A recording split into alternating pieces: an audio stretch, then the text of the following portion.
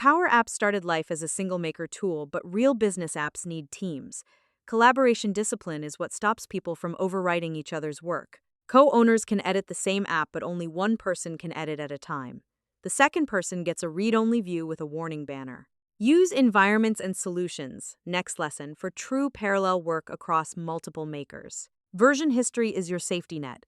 Any maker can restore a previous version if a change breaks things. Team communication. Decide upfront. Who is the app owner? Single throat to choke for issues. Who are the makers? Can edit. Who are the users? Can run. Where do users report issues? Teams channel, shared mailbox, support form built in Power Apps itself. How are change requests triaged? Weekly maker stand-up. Documentation.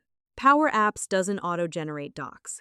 As a maker, you should keep a README for each app, purpose, owner, data sources, dependencies, support contact, an architecture diagram of screens and data flows, comments and formulas, use, comment, inside formula text for non-obvious logic, a change log of releases, roles in a project team.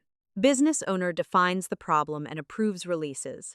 Makers builds the app. Testers validates before each release. End users actually use the app and give feedback. IT, platform admin manages environments, DLP, licensing. Try this. For one app you've built, or plan to build, assign each of the 5 roles above to a real person, or TBD.